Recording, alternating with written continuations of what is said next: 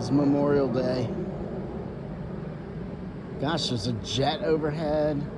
Sounds like there's a helicopter over there.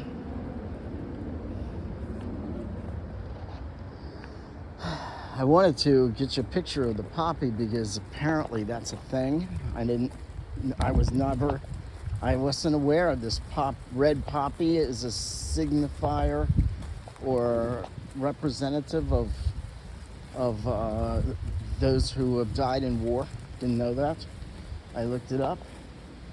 I didn't spend I went out to find we had a red poppy, a couple of them too, and they've already bloomed and finished. But I looked it up and it turns out in the 1600s, I think in France, there was a battle and 20,000 people died. And if I read it correctly, they said the field was strewn with bodies and heads. And then the next year, that whole area was filled with red poppies. So that's at least part of the legend or lore behind the poppies. So I wanted to show you a poppy today, but they've already run their course. But I was also reading an article. I love the Washington Post, and I hate the Washington Post. I hate I don't like their politics and the way that they push their agenda. It would be nice to be able to know who the conservative writers are besides George Will. And even I have disagreements with on certain issues. See, that's the thing. We put ourselves in conservative and liberal and Democrat and Republican and this and that category, but generally you're not going to agree with everything of everybody, of every philosophy. But anyway, I love the Washington Post, don't like their politics, and I like the book section. I like the weekend section has movie reviews. And I haven't really read in the last year, it's 52 weeks a year, in the last year or so, I probably only I used to read it every week. That was one of my favorite sections, the movie guide. I didn't go to movies, but I read reviews of movies. I don't read books, but I read the reviews of books. I don't listen to the albums or buy them anymore, but I would read the reviews of albums. Anyway, the book world, I've been reading that lately, and it's really interesting. All these different articles. So today, let's see. There was an article about a lady who makes graphic novels, something about witches or something or another, and I was fascinated. It was an interesting little read. Whole page about that. Another one was about just things that I may or may not be interested in, but it's interesting to learn.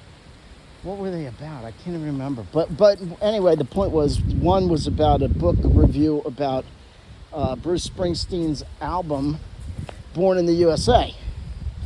And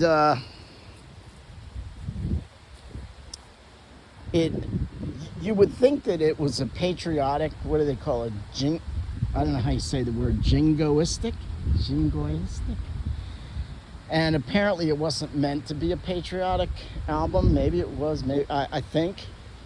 But you always think of it as you see the picture with the U.S., I think the flag is on there, and it seems very American. Anyway, it was nostalgic because I like Bruce Springsteen, don't necessarily like his politics.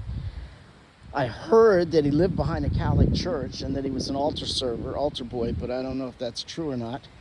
I think he's Catholic, but I also don't think that he practices, but don't know if that's true or not. And anyway, they talked about the different albums, and I wouldn't say Bruce is in my top 10, but I would say that over his span of music, there's been a lot of his songs that have really been, because he spans my lifetime. So while he's not my my most favorite, he's definitely someone that I've been a fan of.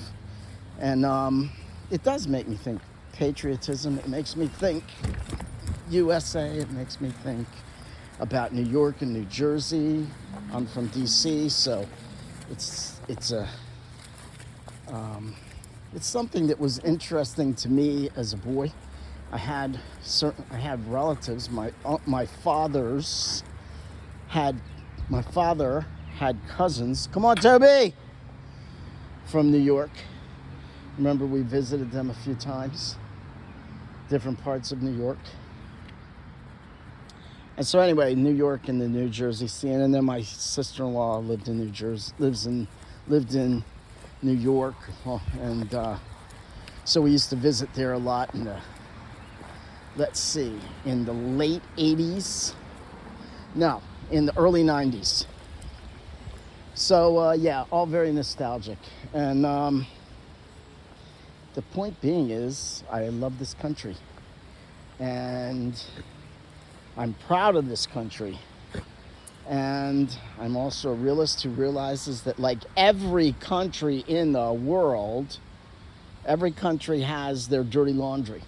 Every country has done stuff they shouldn't have done. And that's okay.